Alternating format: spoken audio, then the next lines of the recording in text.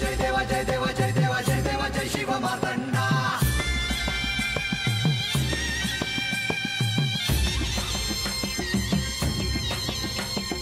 जय देवा जय देवा जय देवा जय देवा जय देवा जय शिव मार्तंडा। हरिवर्धन मल्हारी तुझी प्रचंडा। अगडदुम नगारा सोन्याची जेजुरी देव गेले जेजुरा निळा घोडा। अगडदुम नगारा सोन्याची जेजुरी देव गेले जेजुरा निळा घोडा। पावमे तोडा कमरी कर पटा बिहिर मस्तकी तुरा। खोबऱ्याचा कुटका भंडाऱ्याचा भडका बोल अहंकारा सदानंदाचा येळकोट सदानंदाचा येळकोट। जय देवा जय देवा जय देवा जय देवा जय देवा जय शिव मार्तंडा। जय देवा जय देवा जय देवा जय देवा जय देवा जय शिव मार्तंडा। हरिवर्धन मल्हारी तुझी प्रचंडा। जय देवा जय देवा जय देवा जय देवा जय देवा जय शिव मार्तंडा। हरिवर्धन मल्हारी तुझी प्रचंडा।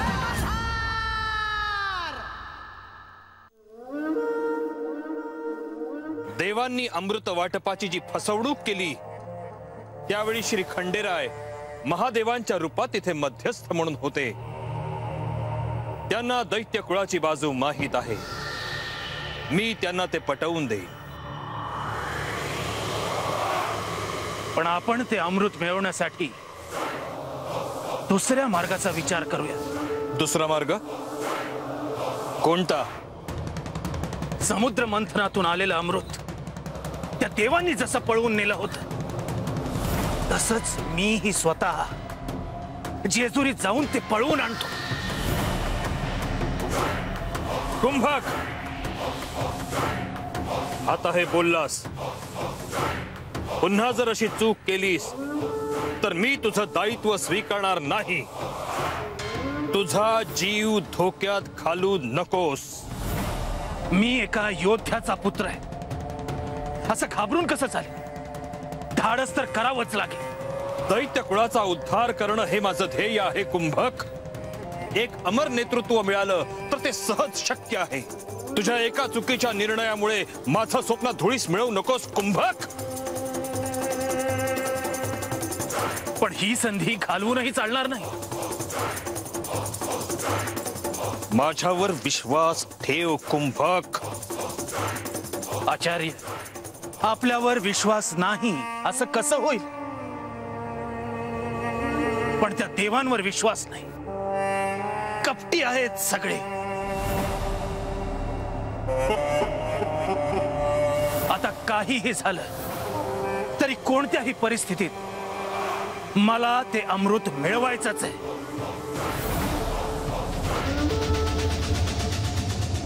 शुक्राचार्य, मी तुमची भूमिका समजू शकतो, पण तुम्ही कुंभकाला जे सांगता आहात ते त्याला कळणार नाही।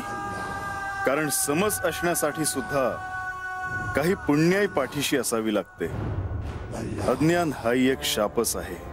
शुक्राचार्य, कुंभकाने जर पुन्हा चूक केली तर तो माझ्या क्रोधाचा बळी ठरू नये एवढं बघा।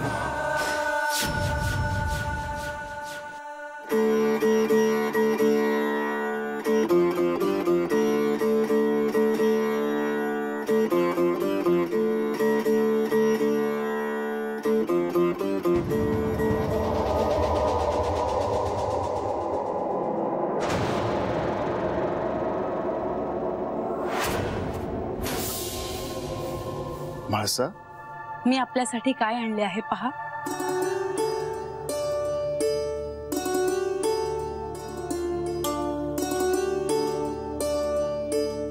आवडलं? सुंदर आहे। राज्याभिषेकाच्या सोहळ्यासाठी अशीच नवीन वस्त्र बनवायला सांगितली आहेत। म्हाळसा, तूही तुझ्यासाठी उत्तमोत्तम वस्त्र आणि दागिने घे। राज्याभिषेक सोहळ्याच्या दिवशी तू अधिक सुंदर दिसायला हवीस। म्हाळसा, मला तुला एक महत्त्वाचं सांगायचंय। काय? मी तुला दिलेली अमृताची कुपी कुठे आहे? अंतःपुरात माझ्या कक्षात.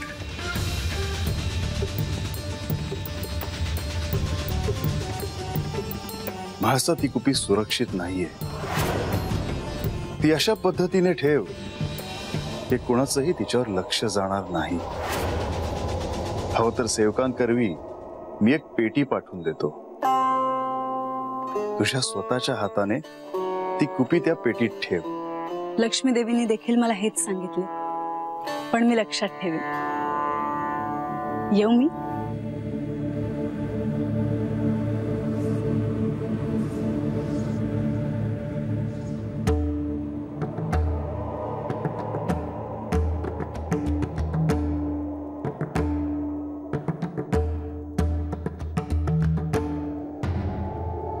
म्हाळसा, तुला काही बोलायचं आहे का?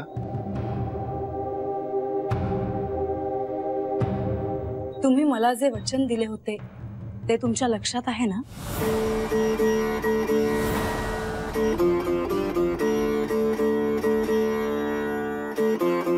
म्हाळसा, तुला दिलेली सर्व वचने माझ्या स्मरणात आहेत.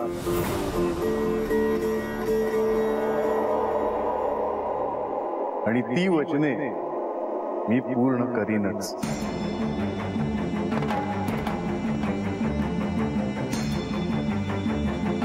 मी तुम्हाला विचारून दुखवले नाही ना?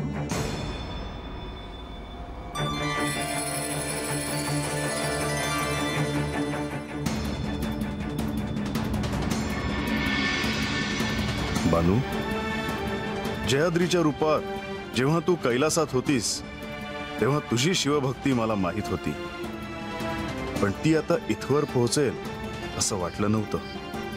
बानू, तू शिवमय झाली होतीस आणि आहेस. तू स्वतःला विसरून मार्तंड भैरवाच्या रूपात स्वतःला हरवून टाकलं आहेस. ही आता केवळ भक्ती नाही राहिली, तर हे असीम प्रेम आहे तुझे. परम नियतीने माझे प्रेम तुझ्यासाठी लिहून ठेवले आहे आणि ते तुला मिळेल. पण कसे ते मात्र मला सांगता येणार नाही. पण हे एवढं सगळं सोपं नाही. पार्वती तुझीच सखी, पण भविष्यात तुझ्या माझ्या विरुद्ध ती उभी राहणार आहे का? तर आपण एकमेकांवर प्रेम करणार म्हणून.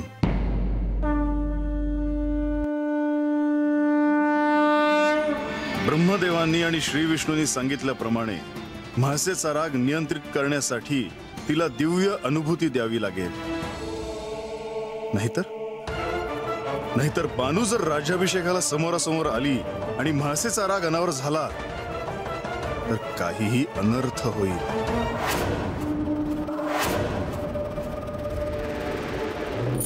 नारायण नारायण.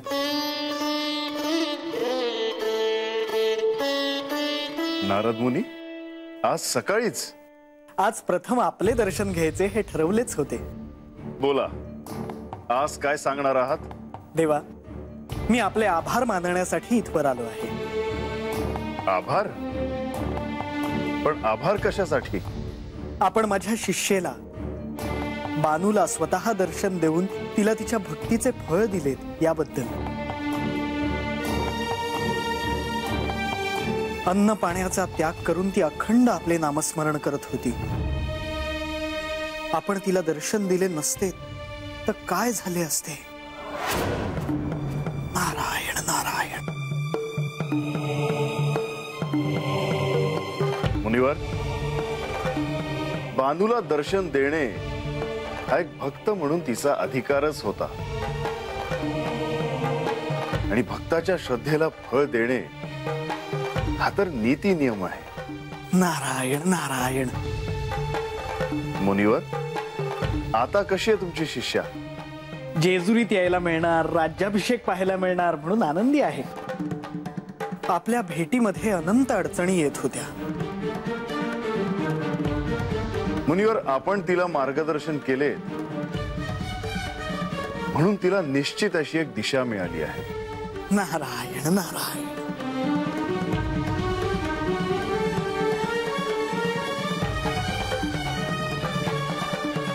आले तर चालेल का? लक्ष्मी देवी, आपल्याला अनुमतीची काय आवश्यकता आहे? माते, मी राज्याभिषेकासंदर्भात खंडेरायांना भेटायला आले होते, परंतु मुनिवर तुमचं दर्शन झालं हे उत्तम झालं. काय आदेश आहे माते? आता जेजुरी गडावर आलाच आहात तर म्हाळसा देवींना भेटल्याशिवाय जाऊ नका.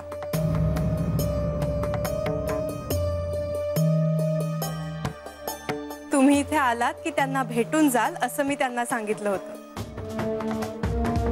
नारायण नारायण. देवा, मी म्हाळसा देवींची भेट घेतो. पण मुनिवर, आपण म्हाळसा देवींना भेटताय तेव्हा एक गोष्ट ध्यानात असू द्या. मी बानूला भेटून तिला राज्याभिषेकाचे निमंत्रण दिले हे म्हाळसा देवींना सांगू नये. नारायण नारायण.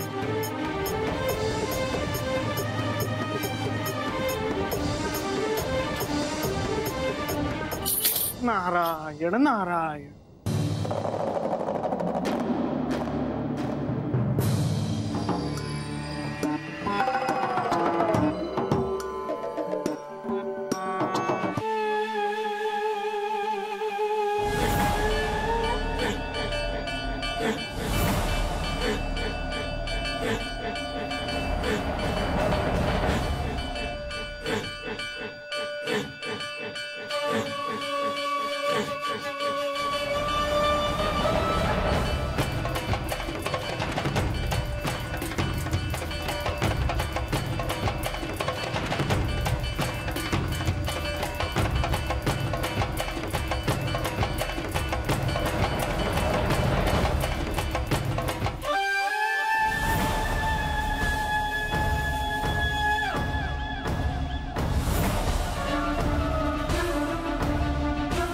ही अमृताची कुपी इथे सुरक्षित राहील. इथे ठेवल्यावर कोणालाही कळणार नाही.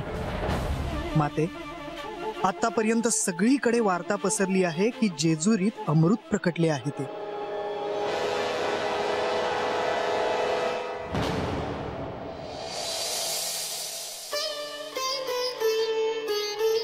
मुनिवर, आपण नारायण नारायण.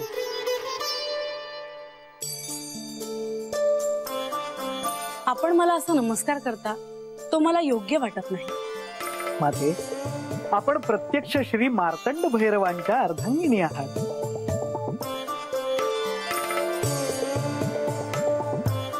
मी श्री खंडेरायांना भेटलो.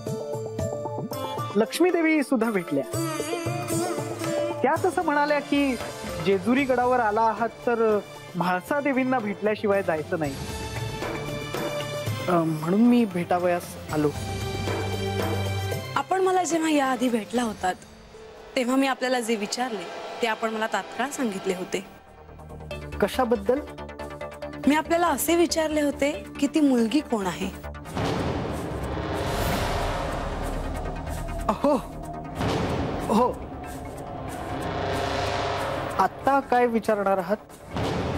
राज्याभिषेकाच्या दिवशी त्या मुलीला निमंत्रण देणार नाही असे वचन यांनी मला दिले आहे.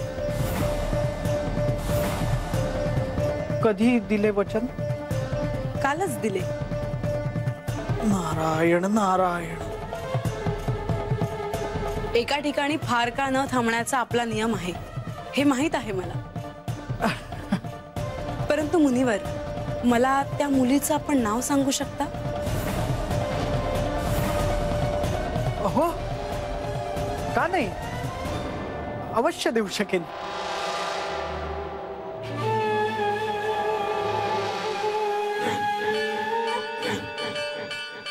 पण त्याआधी मला माझ्या आराध्याची अनुमती घ्यायला हवी.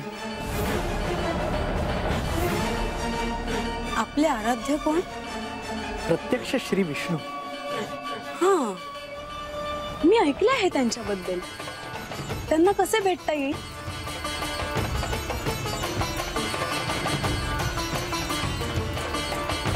त्यासाठी श्री खंडेरायांना सांगावे लागेल. पण माते, मी माझ्या आराध्याकडून परवानगी घेईपर्यंत कदाचित आपल्याला त्या मुलीचे नाव कळेलही. कोणी सांगावे? मी आपल्याला तिचे नाव सांगण्याची आवश्यकताच भासणार नाही. मी येऊ माते? या, पुन्हा जेजुरीत आलात की भेटा. नारायण नारायण.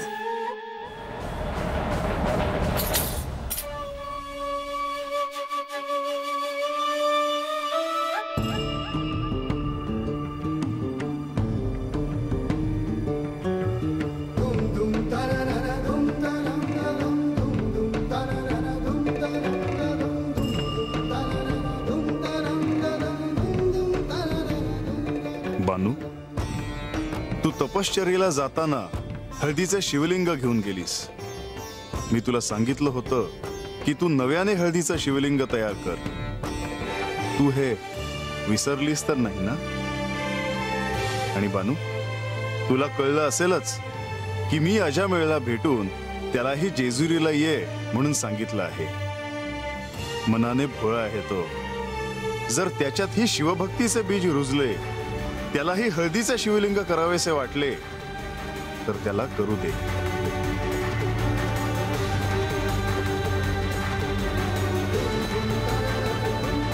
खंडोबा म्हणलं की आता घरी जाऊन नवं शिवलिंग कराया घे, म्हणून मी हे शिवलिंग कराया घेते.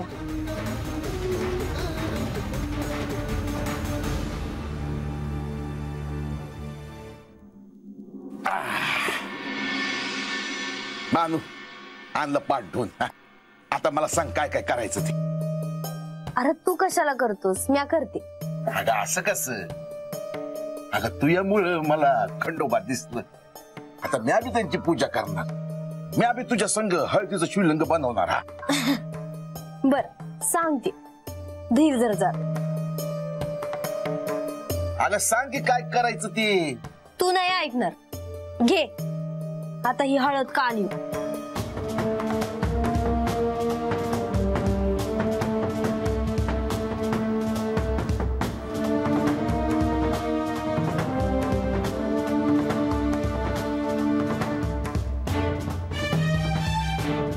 हळदीचं शिवलिंग तयार करायचं ना, म्हणजे साधं काम नाही बघ.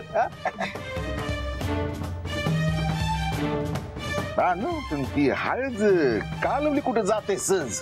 मग अरे खंडोबाला मिळवायचं म्हणजे काही सोपं काम आहे होय? वय वय.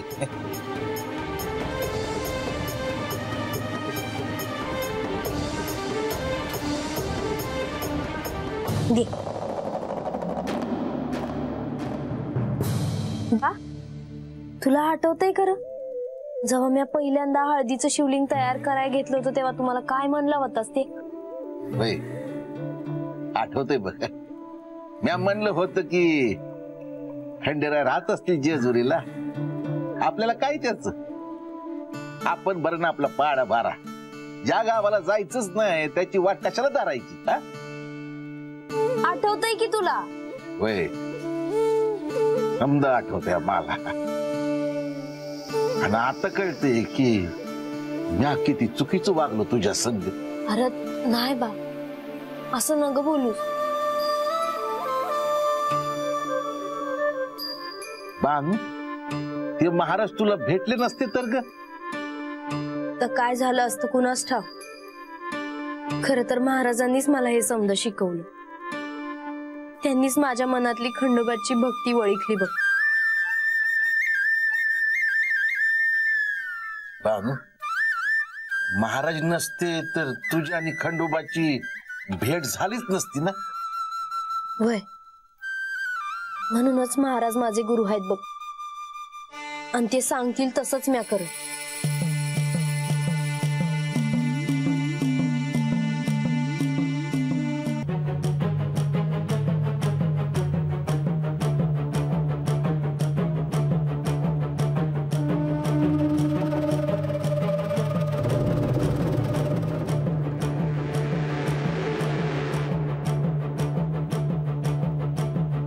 खंडेराया माझा घास मल्हारी, खंडेराया माझं पाणी मल्हारी, खंडेराया